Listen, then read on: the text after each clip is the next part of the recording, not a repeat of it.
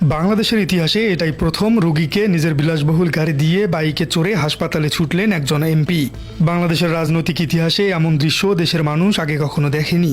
রাস্তার মাঝখানে হঠাৎ এক সাধারণ পথচারী মুমূর্ষু হয়ে পড়ে গেলেন। পাশ দিয়ে যাচ্ছিল একজন ভিআইপি সংসদ সদস্যের গাড়িবহর, আর সেই গাড়িবহরেই ছিলেন এমপি হানজালা। সাধারণত এ ধরনের পরিস্থিতি দেখলে প্রোটোকলের সাইরেন বাজিয়ে রাস্তা ফাঁকা করে ভিআইপিরা দ্রুত স্থান ত্যাগ করেন। বড়জোর গাড়ির কাজ নামিয়ে এক নজরে দেখে আবার কাজ তুলে দেন। কিন্তু এবার ঘটল এক অবিশ্বাস্য এবং নজিরবিহীন ঘটনা। বিলাসবহুল প্রাইভেট কারের দরজা খুলে রাজপথের ধুলোর মাঝে ছুটে এলেন খোদ এমপি হানজালা।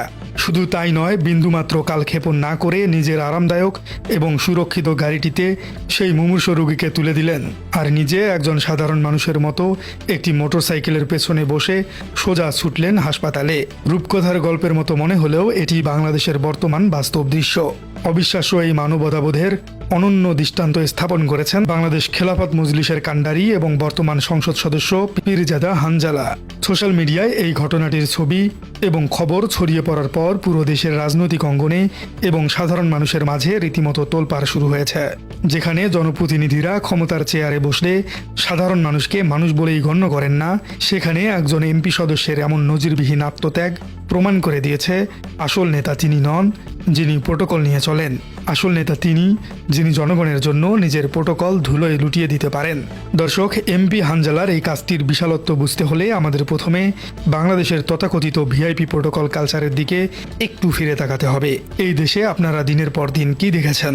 দেখা গেছে একজন মন্ত্রী বা এমপির গাড়িবহর যাবে বলে ঘন্টার পর ঘন্টা ফেরিঘাটে ফেরি আটকে রাখা হয়েছে, আর সেই ফেরিতে আটকে থাকা অ্যাম্বুলেন্সের ভিতরে বিনা চিকিৎসায় ছটফট করতে করতে মারা গেছে মুমূর্ষু রোগীও। জীবনের শেষ হয়েছে অনেক প্রসূতি মা এবং নবজাতকের। দেখা গেছে একজন ভিআইপি রাস্তা দিয়ে যাবেন বলে পুরো শহরের ট্রাফিক সিগন্যাল বন্ধ করে দেওয়া হয়েছিল, আর জ্যামে আটকে থাকা অ্যাম্বুলেন্সের সাইরেনের আর্তনাদ ভিআইপির গাড়িদের কালো কাজ ভেদ করে ভেতরে ঢুকতে পারেনি। এদেশের রাজনীতিতে এমপি মানেই হলো ধোয়া ছোঁয়ার বাইরের কোনো এক ঈশ্বরতুল্য প্রাণী, যার গাড়ির সামনে দিয়ে হেঁটে যাওয়ার সাহস সাধারণ মানুষের থাকে না। ঠিক এমন একটি নিষ্ঠুর এবং অহংকারী রাজনৈতিক সংস্কৃতির বুকে দাঁড়িয়ে এমপি হানজালা প্রমাণ করে দিয়েছেন বাংলাদেশেও সবকিছুই সম্ভব। একটু কল্পনা করুন দর্শক, সেই মুহূর্তের কথা।